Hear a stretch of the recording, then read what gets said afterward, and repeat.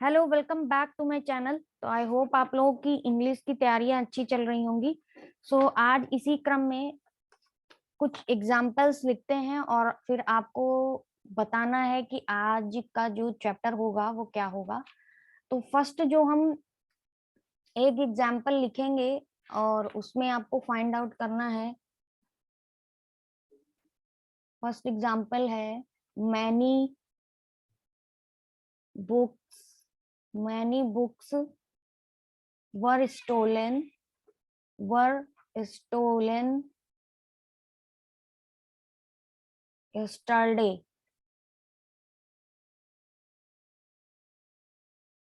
yesterday। अब इसमें ये बताना है कि ये जो मेन वर्ब है और ये जो वर्ब है ये क्या है, किस चीज की फॉर्म है, ये बताना है। और ये सेंटेंस कौन से वॉइस का सेंटेंस है। तो ये तो पता चला कि ये पैसिव वॉइस का सेंटेंस है। क्यों है क्योंकि ये बी की फॉर्म है वर्ब और ये है वर्ब की थर्ड फॉर्म। तो जो वर्ब की थर्ड फॉर्म आएगी बी फॉर्म के साथ वो कौन सा स्ट्रक्चर होगा, पैसिव वॉइस स्ट्रक्चर होगा। तो आज हम पढ़ेंगे किसके बारे में, वर्ब के बारे में। ठीक है, तो पहले हम ये जानेंगे कि वर्ब क्या होती है। तो ये है हमारा टॉपिक आज का, वर्ब। वर्ब में क्या होती है पहले ये समझेंगे। The verb tells something about the subject. Verb क्या होती है, verb tells something about the subject. Verb क्या बताती है, सब्जेक्ट के बारे में बताती है कि सब्जेक्ट क्या कर रहा है। Exactly it expresses an action. Subject का एक्शन क्या है, अ पोजीशन और द स्टेट ऑफ थिंग्स। किसी भी थिंग्स का स्टेट क्या है, एग्जिस्ट करता है, ये क्या बताता है हमारा, ये हमारा वर्ब बताता है। हमारा क्या बताता है, वर्ब।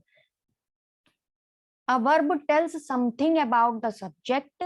सब्जेक्ट के बारे में वर्ब बताता है और एक्सप्रेस करता है किसके बारे में, एक्शन के बारे में, पोजीशन के बारे में और स्टेट ऑफ थिंग के बारे में, जो एग्जिस्टेंस में है, जो उस समय सेंटेंस में एग्जिस्ट कर रही है, स्टेट ऑफ थिंग्स, उसके बारे में बताता है कौन सा शब्द, वर्ब। ठीक है, अब आते हैं कि इसके काइंड क्या होते हैं। हमने कई बुक्स में पढ़ रखा है, किसी में बताता है प्राइमरी, ऑक्सिलरी, किसी में मेन वर्ब, किसी में प्राइमरी वर्ब, मतलब डिफरेंट टाइप्स के काइंड जो है बताए जाते हैं। बट इसमें हम आपको बताएंगे जो एग्जैक्टली काइंड्स ऑफ वर्ब होते हैं वो क्या होते हैं। पहला तो होता है फाइनाइट वर्ब और दूसरा होता है नॉन फाइनाइट वर्ब। ठीक है, पहला होता है फाइनाइट वर्ब और दूसरा होता है नॉन फाइनाइट वर्ब। अब हमको पहले ये बताओ कि फाइनाइट वर्ब होता क्या है एग्जैक्टली। फाइनाइट वर्ब क्या होता है एग्जैक्टली, ये बताना है।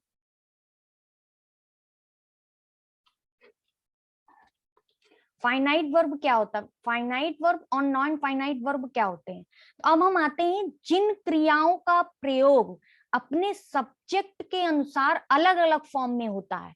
बात समझिएगा, जिन जो भी हमारी वर्ब हैं, जो जिन क्रियाओं का उपयोग या जिन क्रियाओं का प्रयोग, जिन क्रियाओं का प्रयोग अपने अपने अपने सब्जेक्ट के अपने सब्जेक्ट के अनुसार अलग अलग हो, सब्जेक्ट के अनुसार अलग अलग हो, अलग अलग फॉर्म में होता है, वो हमारी क्या कहलाती है, फाइनाइट वर्ब। वो हमारी क्या कहलाती है, फाइनाइट वर्ब। जैसे हम एक एग्जांपल देखते हैं फाइनाइट वर्ब का। जैसे लिखा है, आई गो। ठीक है, नेक्स्ट सेंटेंस लिखा है ही गोज। ठीक है, तो ये आई है यहाँ पर सब्जेक्ट, तो आई के अकॉर्डिंग गो लगा हुआ है। यहाँ ही सब्जेक्ट है और ही के अकॉर्डिंग गोज लगा हुआ है। तो सब्जेक्ट के अनुसार अलग अलग फॉर्म का प्रयोग जो होता है वो फाइनाइट वर्ब में होता है। ठीक है, अलग अलग सब्जेक्ट के अनुसार जो अलग अलग फॉर्म यूज होती है, जो अलग अलग फॉर्म के वर्ब यूज होते हैं वो फाइनाइट वर्ब में आते हैं। ठीक है, तो ये हमने पढ़ा अभी कि फाइनाइट वर्ब क्या होता है। अब हम पढ़ते हैं कि इनफाइनाइट वर्ब क्या होता है। ठीक है, अब हम क्या पढ़ते हैं कि नॉन फाइनाइट वर्ब क्या होता है, इनफाइनाइट नहीं, नॉन फाइनाइट वर्ब क्या होता है। नॉन फाइनाइट वर्ब क्या होता है कि जिन क्रियाओं के फॉर्म्स, जिन क्रियाओं के फॉर्म्स, जिन क्रियाओं के फॉर्म्स पर सब्जेक्ट, जिन क्रियाओं के फॉर्म्स पर सब्जेक्ट तथा टेंस पर, टेंस का कोई प्रभाव नहीं पड़ता। इसमें प्रभाव पड़ता है सब्जेक्ट की अलग अलग फॉर्म, दोनों पे प्रभाव पड़ता है। सब्जेक्ट के अकॉर्डिंग ही वर्ब की फॉर्म यूज होती है, वो फाइनाइट होती है। और इसमें जस्ट अपोजिट है, इसमें प्रभाव पड़ता है। किसका प्रभाव पड़ता है?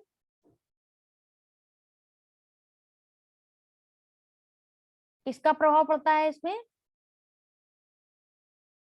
किसका प्रभाव? जिन क्रियाओं के फॉर्म्स पर सब्जेक्ट तथा टेंस का प्रभाव नहीं पड़ता है, टेंस का प्रभाव नहीं पड़ता है, वो नॉन फाइनाइट वर्ब कराती है। यानी जिन क्रियाओं के फॉर्म्स पर सब्जेक्ट तथा टेंस, ये ऐसी वर्ब है जिनके सब्जेक्ट तथा टेंस चेंज के अनुसार फॉर्म्स चेंज ही नहीं होती है, ठीक है, वो हमारी क्या होती है? नॉन फाइनाइट वर्ब होती है। वो हमारी क्या होती है? नॉन फाइनाइट वर्ब होती है। वो चेंज होती ही नहीं है, वो वैसी ही लिखी, वैसी ही लिखी रहती है, उनका उन सब्जेक्ट और टेंस पर कोई प्रभाव नहीं पड़ता, वो नॉन फाइनाइट वर्ब होती है। आई होप फाइनाइट वर्ब और नॉन फाइनाइट क्लियर हो गया होगा।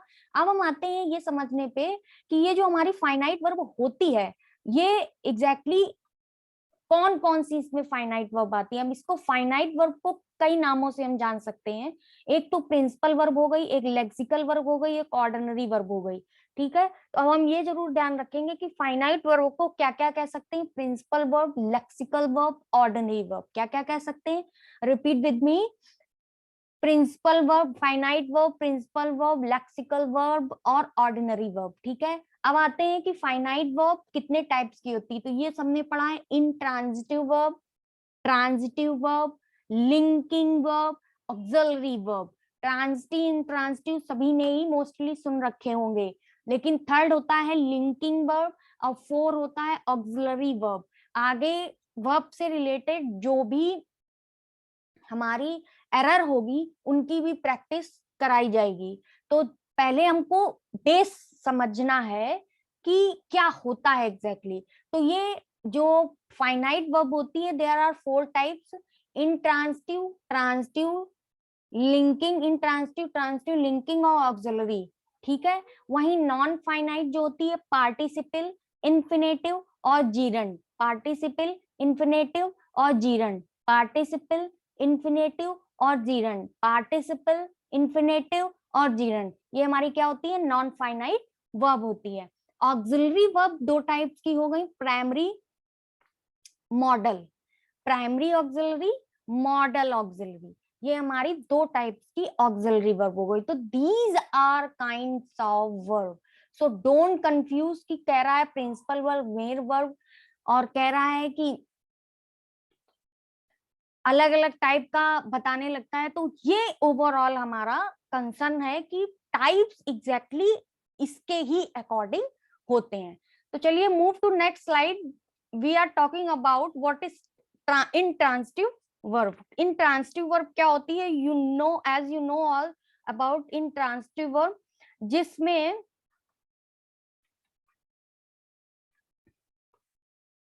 इंट्रांजिटिव वर्ब क्या होती है? तो हमारी जो इंट्रांजिटिव वर्ब है वो क्या होती है, ये हमको पहले पता करना है। सभी लोग मोस्टली जानते हैं कि इंट्रांजिटिव वर्ब क्या होती है, जानते हैं ना सभी लोग? ठीक है,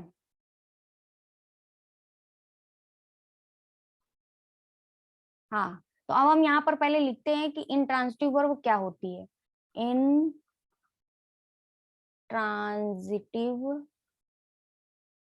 वर्ब, ठीक है, ये हमारा इंट्रांजिटिव वर्ब हो गया। इंट्रांजिटिव वर्ब क्या होती है कि जिस वर्ब का कोई ऑब्जेक्ट नहीं होता। इंट्रांजिटिव, जिस वर्ब का कोई ऑब्जेक्ट नहीं होता है, अर्थात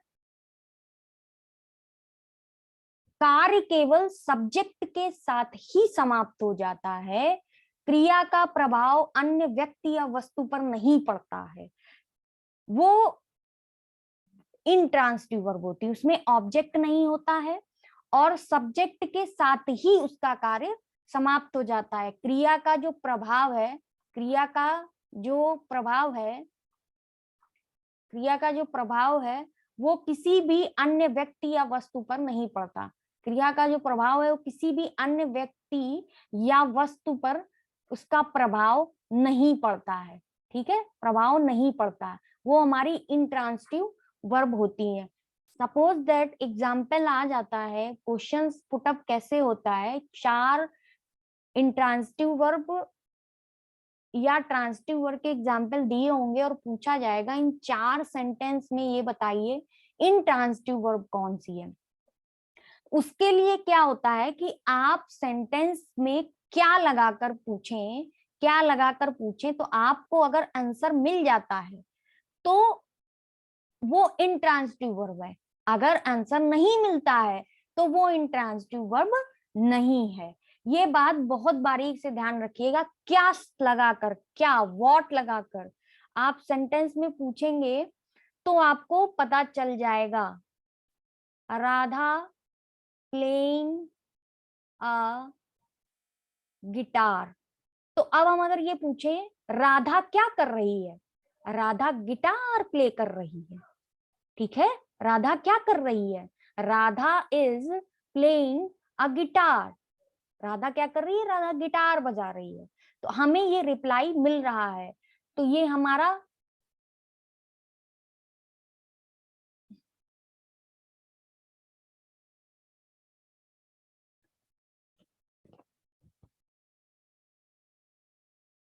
तो ये हमारा क्या है, इसमें तो ऑब्जेक्ट दिया हुआ है।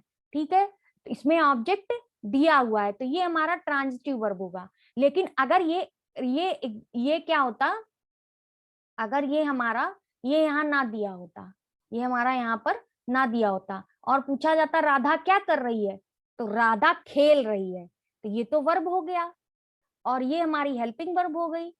ठीक है, ये हमारी हेल्पिंग वर्ब हो गई, ये सब्जेक्ट हो गया। राधा क्या कर रही है, अब ये नहीं पता राधा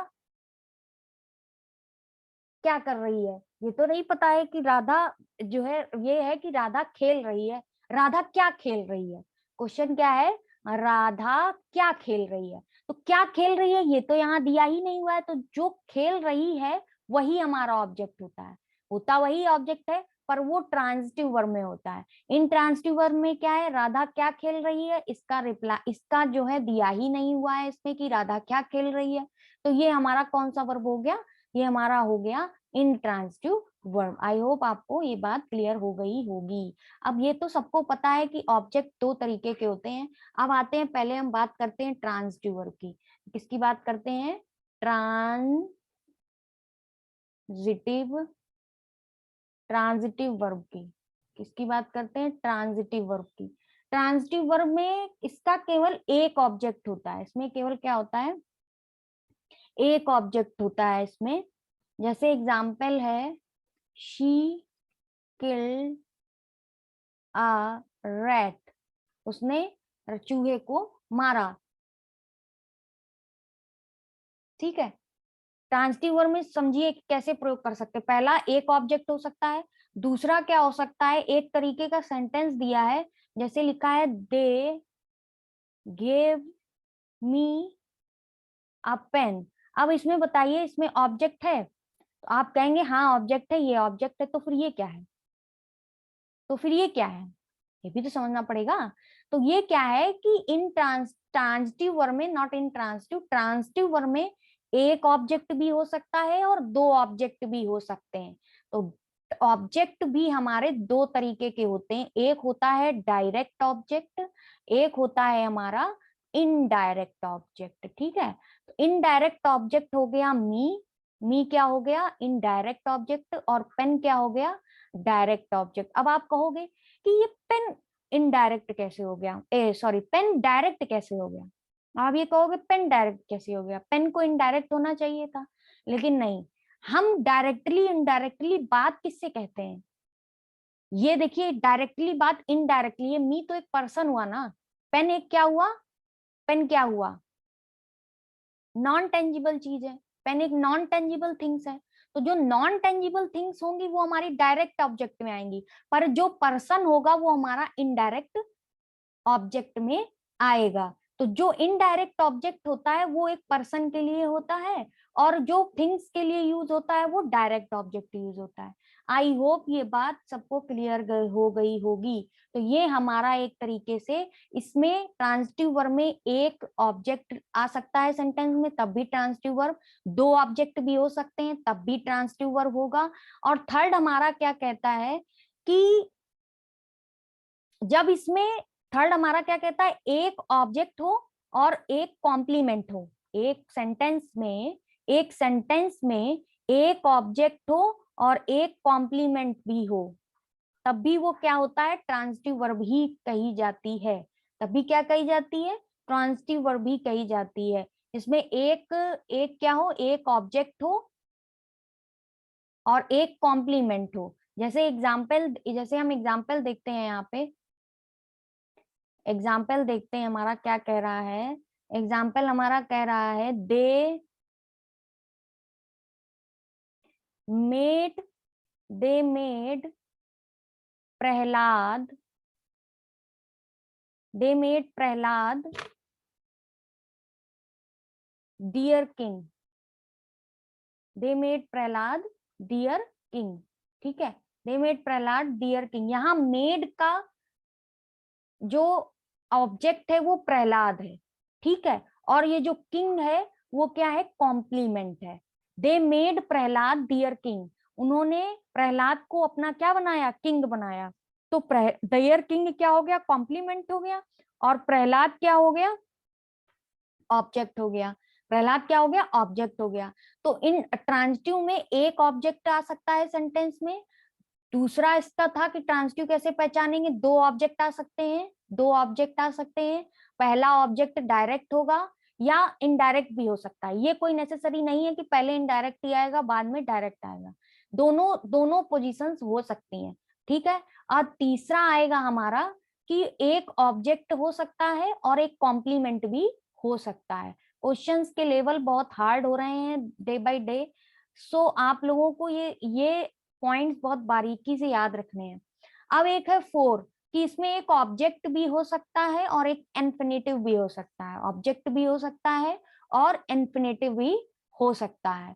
ठीक है, तब भी हम ट्रांजिटिव वर्ब ही कहेंगे। क्या कहेंगे, ऑब्जेक्ट भी होगा इन्फिनेटिव भी होगा तभी हम ट्रांजिटिव वर्ब ही कहेंगे। अब एक ऑब्जेक्ट भी हो सकता है और एक जीरंड भी हो सकता है, तब भी हम इसको इन ट्रांजिटिव वर्ब ही कहेंगे, इन नहीं ट्रांजिटिव वर्ब। फिक्स है कि एक ऑब्जेक्ट हो सकता है और फ्रेज भी हो सकता है, दूसरा फ्रेज भी हो सकता है, तब भी हम उसे ट्रांजिटिव वर्ब ही कहेंगे। 7 है कि एक ऑब्जेक्ट हो सकता है और एक क्लॉज हो सकती है सेंटेंस में, तो हम क्या कहेंगे, तब भी हम ट्रांजिटिव वर्ब ही कहेंगे। ठीक है, ट्रांजिटिव और इंट्रांजिटिव में डिफरेंस क्या होता है, ये इंट्रांजिटिव है शॉर्ट में लिखा है और ये ट्रांजिटिव है। ठीक है, इनमें डिफरेंस क्या होता है, इनमें डिफरेंस क्या होता है कि अगर एक वर्ब एक वाक्य में ट्रांजिटिव हो सकता है तो दूसरे में वही इंट्रांजिटिव भी हो सकता है। ये पॉइंट बहुत बारीकी से सुनिए कि अगर एक वर्ब, एक वर्ड सेंटेंस में वर्ब है वो ट्रांजिटिव भी हो सकती है और इंट्रांजिटिव भी हो सकती है, ये ध्यान रखिएगा। जैसे मान लीजिए एक एग्जांपल है, the peon rings the bell, the peon rings the bell. ठीक है, अब यहाँ पर ये जो रिंग्स है वो क्या है, यहाँ पर रिंग्स है वो ट्रांजिटिव है, रिंग्स क्या है वो ट्रांजिटिव, ट्रांजिटिव वर्ब है, रिंग्स क्या है ट्रांजिटिव वर्ब। ठीक है, क्यों, क्योंकि प्यून बेल बजा रहा है तो ऑब्जेक्ट है, ये ऑब्जेक्ट हो गया हमारा और ये सब्जेक्ट हो गया हमारा। ठीक है, इसको डेफिनिट किया है दाने, तो आर्टिकल भी कह सकते हैं डिटर्मिनर भी कह सकते हैं। ठीक है, तो ये हमारा सब्जेक्ट हो गया, ये ट्रांजिटिव वर्ब का एग्जाम्पल है, ट्रांजिटिव वर्ब का सेंटेंस है। अब एक नेक्स्ट सेंटेंस हमारा और है जहां पर लिखा है द बेल रिंग्स, ये क्या है, घंटी बजती है। अब यहाँ भी रिंग्स यूज हुआ है। ठीक है, तो कहने का मतलब ये है कि ये रिंग्स वर्ब का जो वर्ड है ये इंट्रांजिटिव भी हो सकता है और ट्रांजिटिव भी हो सकता है। ध्यान रखना ये पॉइंट, ट्रांजिटिव भी हो सकता है, इंट्रांजिटिव भी हो सकता है, इंफिनिटिव भी आ सकता है, जीरंड भी आ सकता है, ट्रांजिटिव वर्ब में फ्रेज भी आ सकता है, क्लॉज भी आ सकता है, कॉम्प्लीमेंट भी आ सकते हैं, दो ऑब्जेक्ट भी आ सकते हैं। ये सब एग्जाम्पल हैं हमारे ट्रांजिटिव वर्ब के। ये बात माइंड में बिठा लीजिए और ऐसे पॉइंट्स देकर के 4 ऑप्शन बनाए जा सकते हैं और आपको फंसाया जा सकता है क्वेश्चन में। इसीलिए बेसिक बहुत इंपॉर्टेंट है। ठीक है, अब हमें अगर पता करना है कि डायरेक्ट ऑब्जेक्ट क्या है सेंटेंस में नहीं, तो हम क्रिया में व्हाट लगाने पर अगर पूछेंगे तो हमें मिल जाएगा डायरेक्ट ऑब्जेक्ट। ठीक है, हमें क्या मिल जाएगा, डायरेक्ट ऑब्जेक्ट। और वहीं अगर क्रिया में हम whom लगाएं तो हमें क्या मिल जाएगा, इनडायरेक्ट ऑब्जेक्ट। हमें क्या मिल जाएगा, इनडायरेक्ट ऑब्जेक्ट। पहले अब ये समझो कि हम लोग ये समझ लेते हैं ये सब पूछना बेकार है, नहीं, ये बहुत हेल्पफुल वर्ड होते हैं, बहुत यूजफुल वर्ड है। इनको अगर ध्यान रखोगे ना व्हाट और whom लगाकर, तो कोई भी क्वेश्चन में कंफ्यूजन नहीं होगी। 4 ऑप्शन में इजीली आप एक ऑप्शन क्लिक कर पाओगे। इसीलिए ये ध्यान रखना, क्योंकि क्वेश्चन में जो ऑप्शंस दिए होते हैं बहुत कंफ्यूजिंग वाले दिए होते हैं। तो ध्यान रखना कि डायरेक्ट ऑब्जेक्ट के लिए व्हाट और क्रिया में लगा के पूछेंगे और इनडायरेक्ट ऑब्जेक्ट के लिए whom लगाकर पूछेंगे। और जब आपको इंट्रांजिटिव पहचानना हो तो क्रिया में व्हाट लगाकर अगर पूछेंगे तो अगर दिया होगा ऑब्जेक्ट तो वो ट्रांजिटिव हो जाएगा, और ऑब्जेक्ट नहीं दिया होगा तो वो इंट्रांजिटिव हो जाएगा। ठीक है, आई होप आपको ये बात समझ में आ गई होगी। तो कॉमनली हमने आपको बताया ये नेसेसरी नहीं है कि इनडायरेक्ट ऑब्जेक्ट पहले आएगा कि डायरेक्ट ऑब्जेक्ट, कुछ भी हो सकता है। डायरेक्ट ऑब्जेक्ट भी पहले आ सकता है और इनडायरेक्ट ऑब्जेक्ट भी पहले आ सकता है।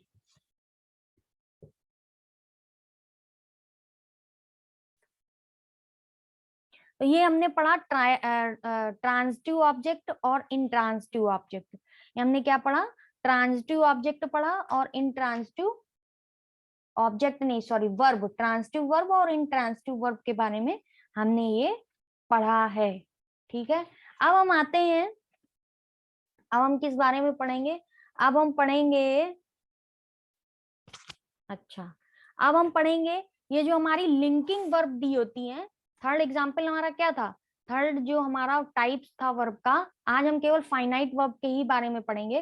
थर्ड टाइप था हमारा लिंकिंग वर्ब, कि ये लिंकिंग वर्ब क्या होती है। थर्ड टाइप क्या था हमारा, लिंकिंग वर्ब। ये लिंकिंग वर्ब क्या होती है, लिंकिंग वर्ब, ठीक है, जिन वर्ब्स में कॉम्प्लीमेंट लगा होता है और सेंटेंस बिना कॉम्प्लीमेंट के पूरा नहीं होता, वो वर्ब्स फैक्टेटिव वर्ब्स कहलाती हैं। और उन्हीं वर्ब्स को एज, जो हम लोग लिंकिंग वर्ब्स पढ़ते रहते हैं ना, लिंकिंग वर्ब्स आप, आई होप आप लोगों को पता होगा।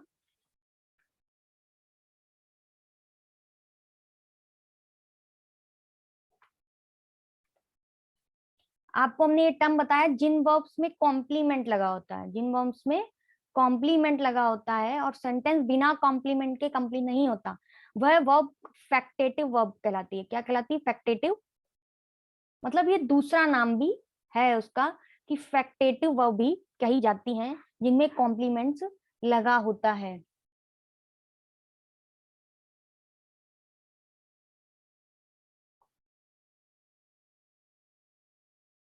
तो जिन वर्ब को पूरा करने के लिए, जिन वर्ब को पूरा करने के लिए, जिन वर्ब को पूरा करने के लिए कॉम्प्लीमेंट का प्रयोग किया जाता है उसे लिंकिंग वर्ब या वर्ब ऑफ इनकम्प्लीट प्रिडिक्शन कहते हैं।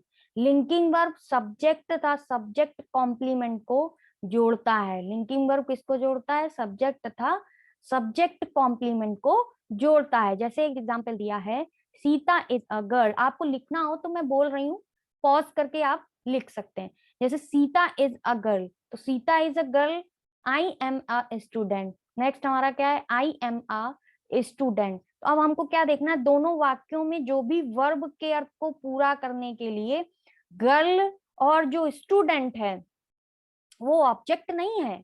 गर्ल और स्टूडेंट क्या है, वो ऑब्जेक्ट नहीं है, ठीक है, वो क्या है, कॉम्प्लीमेंट है। जैसे सीता क्या है, एक लड़की है, तो ये क्या है, कॉम्प्लीमेंट है। मैं क्या हूं, एक स्टूडेंट हूं, मैं क्या हूं, एक स्टूडेंट हूँ, तो मेरा क्या बताया जा रहा है, कॉम्प्लीमेंट। क्या बताया जा रहा है, कॉम्प्लीमेंट बताया जा रहा है। मेरे बारे में क्या बताया जा रहा है, मैं क्या हूँ, कॉम्प्लीमेंट बताया जा रहा है कि मैं एक स्टूडेंट हूँ। तो ये सभी शब्द सब्जेक्ट के कॉम्प्लीमेंट है, ये ध्यान रखिए। ये सभी सब्जेक्ट, ये क्या है, ये सभी सब्जेक्ट के कॉम्प्लीमेंट है। सब्जेक्ट का परिचय करा रहे हैं, सब्जेक्ट को इंट्रोड्यूस करा रहे हैं, सब्जेक्ट को इंट्रोड्यूस करा रहे हैं, ठीक है। इसी तरीके से क्या होता है कि जो हमारे कॉम्प्लीमेंट भी दो तरीके, जो सब्जेक्ट का परिचय कराते हैं उन्हें सब्जेक्टिव कॉम्प्लीमेंट्स कहते हैं, और जो ऑब्जेक्ट का परिचय कराते हैं उन्हें ऑब्जेक्टिव कॉम्प्लीमेंट्स कहते हैं। उन्हें क्या कहते हैं, ऑब्जेक्टिव कॉम्प्लीमेंट्स कहते हैं। तो ये हमारा जो था, ये हमने पढ़ा था, ये हमारे थे नाउन, नाउन कह रहे हैं, वर्ब, सॉरी, ये हमारे थे वर्ब्स, ये हमारे थे वर्ब्स। अब move to next slide and complete. जो हमारा लिटरेचर पोर्शन चल रहा था उसमें हमने कल मिल्टन के बारे में पढ़ा था। ये जो हमने आपको आज वर्ब्स पढ़ाया ना, इससे रिलेटेड हम थ्योरी कर, इससे रिलेटेड जो भी एरर होंगी वो हम पढ़ेंगे। कल हमने मिल्टन की जो लाइफ है उसके बारे में डिक्टेट किया था, ईयर टू ईयर। तो उस लेक्चर को आप मिस मत कीजिएगा, जरूर वॉच कीजिएगा। अब आते हैं आज मिल्टन के लिटरेरी करियर से रिलेटेड जो भी पॉइंट है वो हम देखेंगे कि मिल्टन का लिटरेरी करियर क्या था। तो मिल्टन का लिटरेरी करियर को हमने 3 फेजेस में डिवाइड कर दिया। पहला फेजेस है 1629 टू 1640। सेकेंड फेजेस है, भाई इनका बॉर्न हुआ था 1608, इनका बॉर्न हुआ था 9 दिसंबर 1608 और इनकी डेथ हुई थी 8 नवंबर 1674, ठीक है। ये जॉन मिल्टन का बर्थ है और ये डेथ है, ठीक। तो उनका फर्स्ट पीरियड जो स्टार्ट हुआ 1629 से 1640, second period 1640 to 1663 and third period 1663 to 1674, okay. 1629 to 40, 1640 to 1663, 1663 to 1674, ये हमारे हो गए 3 पीरियड, ठीक है। अब हम आते हैं, बात करते हैं फर्स्ट पीरियड के बारे में। आज हम इनके जो करियर पॉइंट ऑफ व्यू से हैं कि इन्होंने अपने करियर में कौन कौन से ऐसे ग्रेट वर्क किए जो इतने पॉपुलर हुए, और कौन कौन से ऐसे वर्क हैं। ये इसलिए पढ़ना भी जरूरी है कि क्वेश्चंस ऐसे पुटअप होते हैं, 4 वर्क आपको ऑप्शन में दिए होंगे और 2 ऐसे अननोन वर्क होंगे जिनके बारे में आपने पढ़ा ही नहीं होगा। क्यों? क्योंकि हम पॉपुलर वर्ड को ही पढ़ते रहे, Paradise Lost, on his blindness, Lycidas और ऑन हिज क्रिस्टियन नेटिविटी, इससे ज्यादा हम बढ़े ही नहीं। हम बस इन्हीं 4 को ही पढ़ते रहे, तो हमने इनके जितने और वर्क थे उनको ध्यान ही नहीं दिया। इसीलिए पढ़ना बहुत जरूरी है और इसको ध्यान दीजिए। First period 1629 to 1640. This period is so called because Milton spent most of it as a student in the university. ठीक है, तो ये पीरियड में मोस्ट ऑफ इट ये एज अ स्टूडेंट यूनिवर्सिटी में इन्होंने वर्क किया एंड एट होल्टन। होल्टन का हमने कल आपको पीरियड बताया था 1632 टू 1637, 6 इयर्स। ये कहाँ पर था, ये हॉर्टन एक जगह थी, हॉर्टन में एक जगह था बकिंगम शायर, वहां पर ये 6 इयर्स तक रहे थे, जिसको कि हॉर्टन पीरियड कहा जाता है। इसको क्या कहा जाता है, हॉर्टन पीरियड कहा जाता है, ठीक है। इन दिस पीरियड, तो ये भी आ सकता है ये हॉर्टन था क्या, तो ये एक प्लेस का नाम था। In this period he compose many poems in Latin and English. उन्होंने 1629 टू 1640 बहुत सारी पोएम जो है कंपोज की लैटिन और इंग्लिश लैंग्वेज में, ठीक है। On his early poem we can see strong influence of Spenser. Early poem जो इनकी पहले पोएम लिखी गई हैं उनमें हमने इन्फ्लुएंस किसका देखा है, स्पेंसर के बारे में इनका इन्फ्लुएंस देखा है। तो ये इनके टोटल वर्क हैं जिनको हमें ध्यान रखना है for PGT point of view से।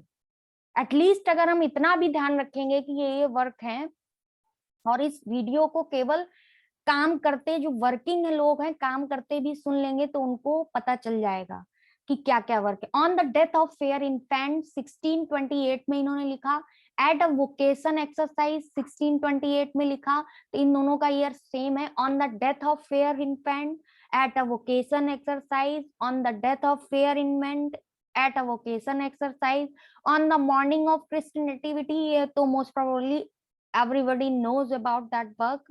1629, The Passion 1630, Arcade 1632, ये दोनों ही नए वर्क हैं और आ सकते हैं ऑप्शंस में. The passion and arcades on Shakespeare, last year question भी आया था, which year has published on Shakespeare 1632. On Nightingale पढ़ लो, एक टू द नाइटिंगल भी है, तो ये है on Nightingale on Shakespeare, on Nightingale on Shakespeare 1632 में कंपोज हुई. ठीक है, 2 एपिटाफ्स लिखे इन्होंने. For Hobson on the marchioness Winchester and for Hobson 1631 में इन्होंने लिखा. Il Penseroso 1631. ठीक है, ये भी 1631. 2 एपिटाफ थे for Hobson on the marchioness Winchester. Latin poem इनकी कौन सी थी? एड पैट्रम 1631, अमसक कॉमर्स 1634. ठीक है, लैटिन पोयम्स थी इनकी एड पैट्रम 1631 में लिखी गई और अमसक लिखा गया 1634 में. तो ये इनका वर्क पीरियड हमने पढ़ा 1629 to 40. Next, move to next slide and आगे क्या देखते हैं क्या है. सेकेंड पीरियड इनका स्टार्ट होता है और जिसका ड्यूरेशन है 1640 to 1663. And during this period, during the second period, Milton was engaged in producing pamphlets and sonnets which are 23 in members. कितने मेंबर? जो कि 23 मेंबर्स में हैं. और this pamphlets and prose work offered his occasion to formulate religious and spiritual ideas because of this time. He worked on Christian liberty. ठीक है, इन्होंने Christian liberty में, मतलब इस ये जो 1640 और 1663 का जो टाइम था उसमें इन्होंने क्या किया था, उसमें इन्होंने क्रिश्चियन लिबर्टी पर वर्क किया था. किस पर? क्रिश्चियन को लिबर्टी मिले, इस पर इन्होंने वर्क किया और उसके लिए इन्होंने इंगेज किया और प्रोड्यूस किए थे पम्पलेट्स एंड सोनेट्स. तो यानी 1642 1663, ध्यान रखना कि कभी मान लीजिए ऑप्शन आ जाता है सोनेट वगैरह उनकी लिखी होती है और पूछा जाता है, तो आप अगर इतना भी याद रखोगे 40 से 63 के बिटवीन इन्होंने सोनेट्स लिखी थी, तो याद रहेगा कि pamphlets and sonnets he has written between 1640 to 1663. 23 members थे. Pamphlets and prose work offer किया था रिलीजियस और स्पिरिचुअल आइडियल्स के लिए इस टाइम पे इन्होंने, और क्रिश्चियन लिबर्टी के लिए. 1629 to 40 यूनिवर्सिटी से पढ़ लिख रहे थे, तो उस टाइम के वर्क थे. 40 to 63 सोसाइटी वर्क पे उतर आए थे ये. जैसा कि पता चल रहा है, इन्होंने पम्पलेट्स और सोनेट जो भी उस समय सोसाइटी में चल रहा था उसके अकॉर्डिंग क्रिश्चियन लिबर्टी पर वर्क किया था. ठीक है, I hope you are trying to get my point. ठीक है, वर्क्स क्या थे? Series of 5 pamphlets published in 1641. 5 pamphlets पर इन्होंने एक सीरीज लिखी थी. हम इसके 5 नाम आपको नेक्स्ट लेक्चर में डिक्टेट करेंगे. 5 पम्पलेट्स पब्लिश की थी 1641 में. The reason of church government 1642 में. The doctrine and discipline of divorce 1643 में. Tetrachordon of education Areopagitica in 1644. The tenure of King's Magistrate, जो क्रॉमवेल का चार्ल्स फर्स्ट का जो एक्सिक्यूशन हो गया था से रिलेटेड है.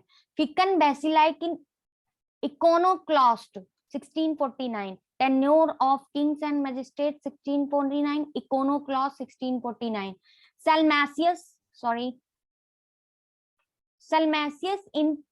Salmasius in Pro Paolo Angelico Defensio, 1651 में इन्होंने ये वर्क लिखा था, जो कि था वर्क सल्मैसियस का, और फिर इन्होंने अपनी लैंग्वेज में इसको लिखा था एंजेलिकानो एंड डिफेंसियो ने 1651 में. कब लिखा था? 1651 में.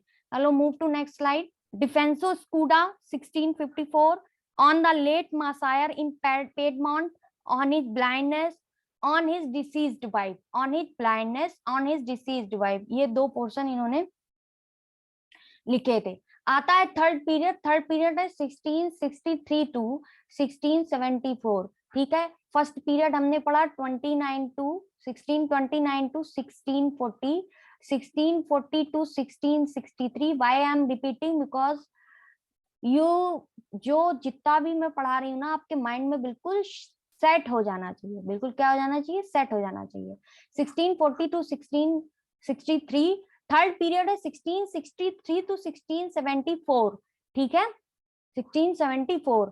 This was the period in which Milton suffered complete blindness हो गई थी इनकी 1652 के अराउंड। 1650 में एक आई गई थी, 1652 में दोनों ब्लाइंडनेस हो गई थी, और इनकी जो फर्स्ट वाइफ थी मैरी पावेल, उनकी भी डेथ हो गई थी। But the work of this period are really marvellous, and greatest achievement of Milton in this period was the use of blank verse for heroic poem and use of some line theme and style. और the works are period are, ये जो period है 1663 का और 1674 का, ये work में इनका मार्वलस अचीवमेंट वर्क्स रहा है, ग्रेटेस्ट वर्क रहा है इनका इस पीरियड में।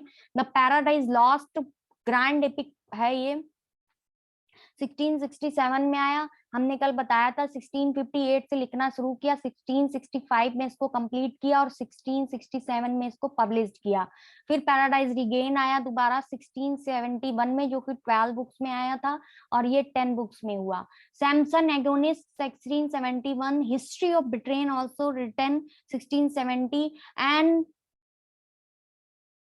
लास्ट वर्क ये क्या है, रैमस लॉजिक 1672 में, क्या है, रैमस लॉजिक 1672 में जो है इन्होंने ये एक वर्क लिखा 1672 में। इन 1673 पोएम्स वर रीपब्लिश्ड कौन सी पोएम्स हुई, which were already published in 1645, but जो रीपब्लिश्ड हुई वो डी डॉक्ट्रिना क्रिस्टीना रिपब्लिश्ड हुई, डी डॉक्ट्रिना क्रिस्टीना जो ऑलरेडी 1645 में पब्लिश्ड हुई थी, बट जो रीपब्लिश्ड हुई वो 1673 में हुई, De Doctrina Christiana and the common place book, De Doctrina Christiana and the common place book. तो आई होप आपको समझ में आ गया होगा। अगर आपको समझ में आ गया है और आगे इंफॉर्मेशन ऐसी चाहिए तो चैनल को सब्सक्राइब कीजिए और लाइक कीजिए। आप लोग चैनल देखते हैं लेकिन ना ही सब्सक्राइब करते हैं ना ही लाइक कीजिए, आपको आगे नोटिफिकेशन कैसे मिलेगा? तो चैनल को देखिए, सब्सक्राइब कीजिए और लाइक भी कीजिए। Thank you so much for your support.